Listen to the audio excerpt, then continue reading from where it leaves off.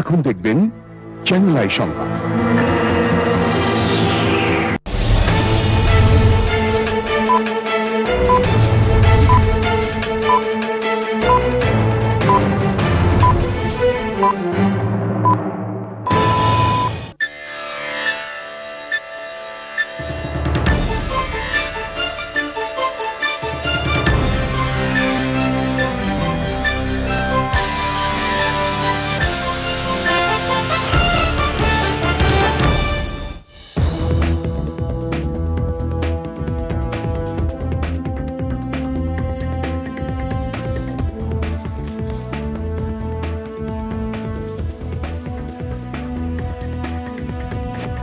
আসসালামু আলাইকুম। চ্যানেল এই সংবাদে আপনাদের সবাইকে আমন্ত্রণ জানাচ্ছি আমি আল আভি জাহান।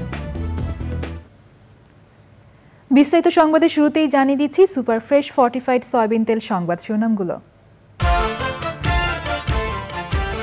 খালেদা জিয়া চিকিৎসার জন্য শিগগিরই বিদেশে যাবেন বললেন ব্যক্তিগত চিকিৎসক।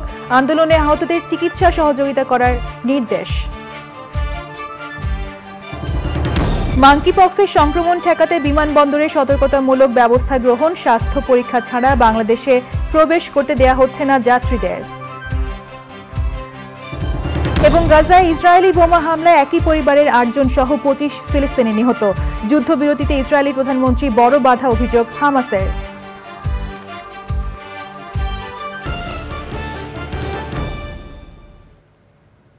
সংবাদ শিরোনামগুলো জানাচ্ছিলাম। এখনকার এই সংবাদ আয়োজন একই সঙ্গে চ্যানেল আই এর ইউটিউব চ্যানেলে এবং চ্যানেল আই এর ওটিটি প্ল্যাটফর্ম আই স্ক্রিনে লাইভ স্ট্রিম হচ্ছে। এবারে বিস্তারিত সংবাদ। বিএনপি চেয়ারপারসন বেগম খালেদা জিয়া চিকিৎসার জন্য শিগগিরই বিদেশে যাবেন।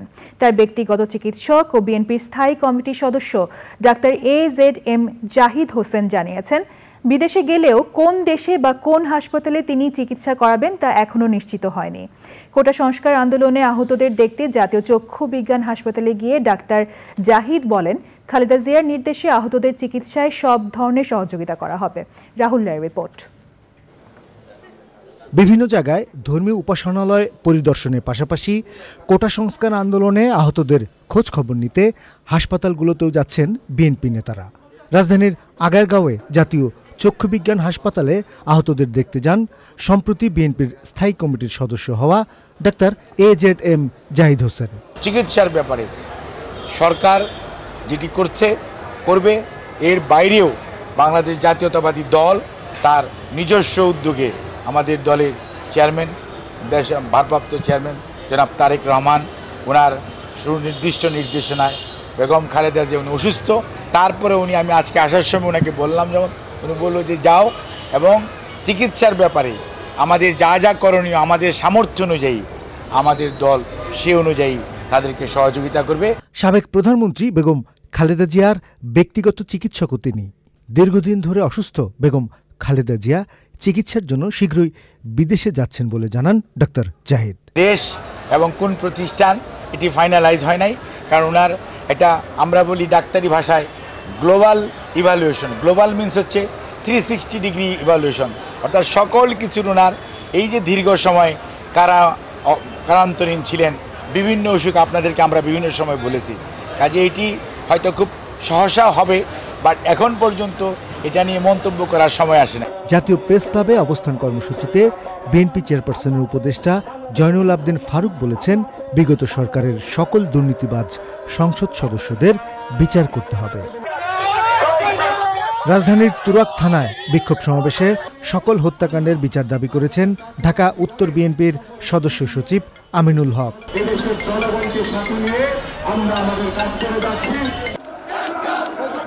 সকল হত্যাকাণ্ডের বিচার দাবিতে বিক্ষোভ সমাবেশ হয়েছে তেজগাঁওয়ের খেলাঘর মাঠেও।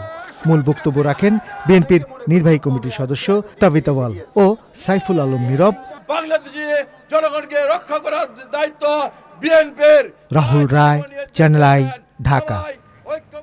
দেশে মাঙ্কিপক্সের সংক্রমণ ঠেকাতে হযরত শাহজালাল আন্তর্জাতিক বিমানবন্দরে বিশেষ সতর্কতামূলক ব্যবস্থা গ্রহণ করা হয়েছে। বিদেশ থেকে আসা কোনো যাত্রীকে স্বাস্থ্য পরীক্ষা ছাড়া বিমানবন্দর দিয়ে বাংলাদেশে প্রবেশ করতে দেয়া হচ্ছে না। বিস্তারিত জানাচ্ছেন চকর মালিথা। আফ্রিকা মহাদেশের কয়েকটি দেশে ছড়িয়ে পড়া মাঙ্কিপক্স অন্য মহাদেশেও শনাক্ত হওয়ায় বিশ্বব্যাপী সতর্কতা জারি করেছে বিশ্ব স্বাস্থ্য সংস্থা। এর পরপরই সতর্কতামূলক ব্যবস্থা নেয় বাংলাদেশ। মাঙ্কি পক্স শনাক্তে থার্মাল স্ক্যানার বসানো হয় হযরত শাহজালাল আন্তর্জাতিক বিমানবন্দরে। সতর্কতামূলক এসব ব্যবস্থা সরজমিনে পরিদর্শন করেন বেসামরিক বিমান চলাচল কর্তৃপক্ষের চেয়ারম্যান। থার্মাল স্ক্যানারে পরীক্ষা করতে গিয়ে সাধারণ যাত্রীরা যেন ভোগান্তিতে না পড়েন সেদিকেও ব্যবস্থা নিতে নির্দেশ দেওয়া হয়েছে। আমাদের যে ডক্টরস আছে সে ব্যাপারে আমরা পর্যাপ্ত ব্যবস্থা গ্রহণ করেছি। তারপরেও যদি কখনো মনে হয় যে আমাদের একটু আরও ইনক্রিজ করা লাগবে লোকজন, তখন আমরা ইনক্রিজ করব। যাত্রীদেরও সতর্ক হওয়ার পরামর্শ বিমানবন্দর কর্তৃপক্ষের। এখানে আমাদের সংক্রামক রোগ শনাক্তকরণ কেন্দ্র আছে, কাউকে যদি সাসপেক্টেড মনে হয় আমরা সঙ্গে সঙ্গে ওখানে নিয়ে যাব। যাত্রীদের জন্য আমাদের 2টা স্ক্যানার আছে যেখানে কন্টিনিউয়াসলি স্বয়ংক্রিয়ভাবে মনিটর করা হচ্ছে তাদের টেম্পারেচার। এইখানে দেখেন আমাদের ডক্টরস বসে আছে, কন্টিনিউয়াস ওনারা দেখছে। তাদেরকে আমরা সতর্ক করছি যেন এটা আমাদের দেশে স্প্রেড না করে। তো এখানে স্প্রেড করার প্রথম জায়গা হচ্ছে এয়ারপোর্ট, কারণ সারা দুনিয়া থেকে লোকজন এসে এখানে আসছে। তবে হযরত শাহজালাল আন্তর্জাতিক বিমানবন্দরে এখন পর্যন্ত মাঙ্কি পক্স আক্রান্ত কোনো রোগী শনাক্ত হয়নি। আগস্টের 15 তারিখ থেকে আমরা স্ক্রিনিং শুরু করছি এবং এখন পর্যন্ত পাই নাই। কারো শরীরে জ্বর অনুভূত হলে চিকিৎসকের নির্দেশনা নিয়ে দেশে আসার পরামর্শ দিয়েছেন বিশেষজ্ঞরা।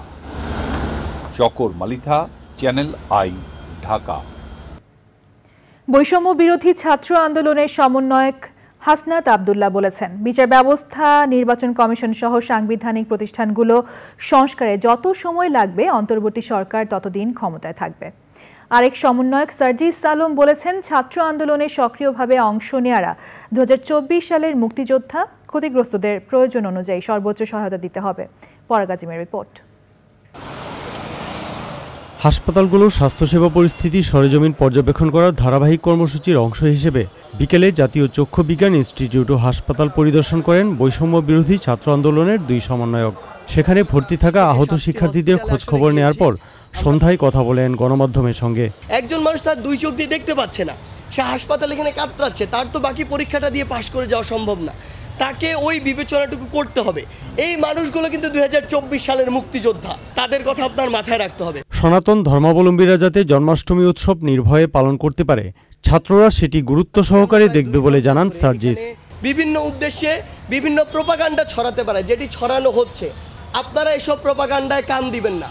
আমরা অবশ্যই সেদিন আমরা যেমন রাজপথের সামনে ছিলাম, সেদিনও আপনার ওই শুভ জন্মাষ্টমীর যে মিছিলটি হবে, যে র্যালিটি হবে, সেটির সামনে আমরা থাকব এবং আপনাদের গায়ে কোনো আঘাত যাওয়ার আগে সেই আঘাতটি আমাদেরকে করতে হবে।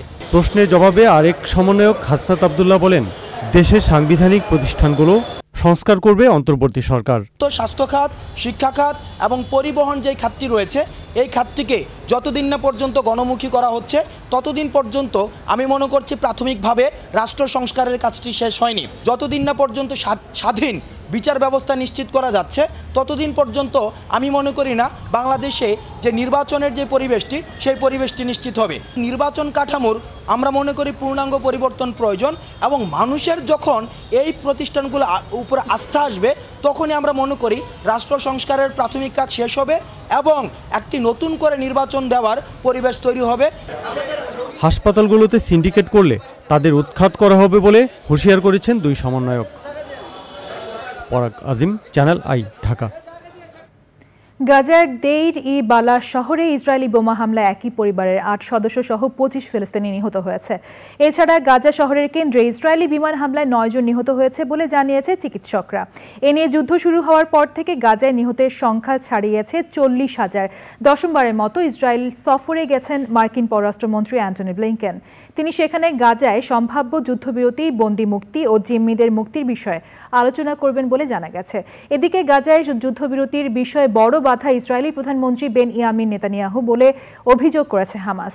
হামাস বলছে, কাতারে 2 দিন যুদ্ধবিরতির বিষয়ে আলোচনা করতে ইসরায়েলের প্রতিনিধি থাকলেও তা অগ্রসর হচ্ছে না।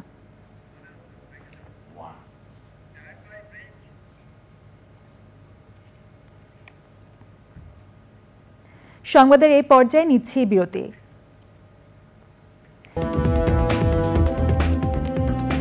ফিরে এলাম বিরতির পর। জুলাই মাসে শুরু হওয়া ভারী বৃষ্টি ও আকস্মিক বন্যায় পাকিস্তানের বিভিন্ন এলাকায় অন্তত 189 জনের মৃত্যু হয়েছে। এ সময় আহত হয়েছেন অন্তত 333 জন। পাকিস্তানের জাতীয় দুর্যোগ ব্যবস্থাপনা কর্তৃপক্ষ এনডিএমএ এক প্রতিবেদনে এই তথ্য জানিয়েছে। এমনকি মারা যাওয়া ব্যক্তিদের মধ্যে 96 জন শিশু ও 30 জন নারী রয়েছে। বন্যায় দেশটির পূর্বাঞ্চলীয় পাঞ্জাব প্রদেশে 68 জন, উত্তর পশ্চিমাঞ্চলীয় খাইবার পাখতুনখোয়া 65, সিন্ধু প্রদেশে 32 জনের মৃত্যু হয়েছে। এছাড়াও বেলুচিস্তান প্রদেশে 13 জন, পাকিস্তান নিয়ন্ত্রিত কাশ্মীরে 5 জন সহ অন্যান্য অঞ্চলে বেশ কয়েকজন মারা গেছে। বন্যায় 2293টি বাড়ি ও 30টি সেতু ক্ষতিগ্রস্ত হয়েছে বলেও প্রতিবেদনে জানানো হয়েছে। এবার কৃষি সংবাদ।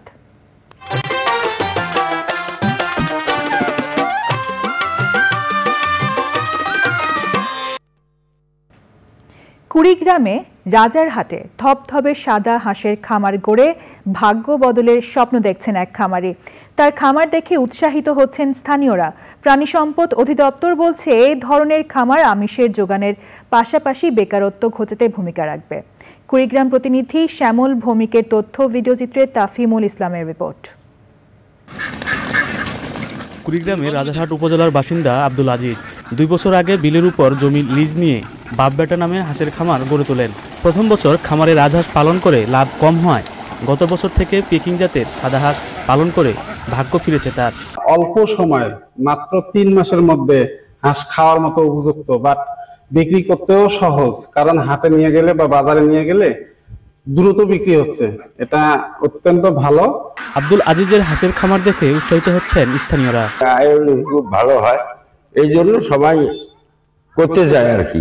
আগামীতে আমি চিন্তা ভাবনা করেছি যে এই হাঁসটা কিভাবে আরো বড় পরিসরে করা যায়। এই হাঁসটা মূলত ডিমের উৎপাদনের পাশাপাশি এটা মাংসের জন্য খুবই একটা উপযোগী হাঁস। আব্দুল আজিজের হাঁসের খামারে সহায়তার হাত বাড়িয়ে দিয়েছেন স্থানীয় প্রাণী সম্পদ অধিদপ্তর। আমিষের চাহিদা পূরণের জন্য যথাযথভাবে কাজ করে যাচ্ছি এই খামার গড়ে তোলার জন্য। আর খামারিদের আমরা যতটুকু সম্ভব ভ্যাকসিন দিয়ে সহযোগিতা করতেছি, ওষুধপত্র দিয়ে সহযোগিতা, মুখে সহযোগিতা করতেছি। নওগাঁ থেকে বাচ্চা এনে 3 মাস পর পর ওজন অনুযায়ী প্রতিটি হাঁস বিক্রি করছেন 1600 থেকে 1800 টাকায়। তাফিমুল ইসলাম, চ্যানেল আই। এবার দেখবেন প্রকৃতি সংবাদ।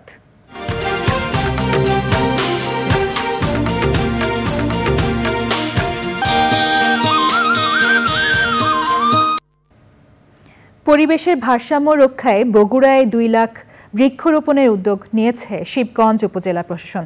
সড়কের পাশাপাশি বিভিন্ন সরকারি বেসরকারি প্রতিষ্ঠানের কার্যালয় চত্বরে এসব গাছ রোপণ করা হবে। রৌফ জালাল ও ফারুক হোসেনের পাঠানো তথ্য, ভিডিওচিত্রে আফরোজা হাসির রিপোর্ট। জলবায়ু পরিবর্তনের বিরূপ প্রভাবে বাড়ছে বৈশ্বিক উষ্ণতা। এতে জনজীবনের পাশাপাশি হুমকিতে জীববৈচিত্র্য।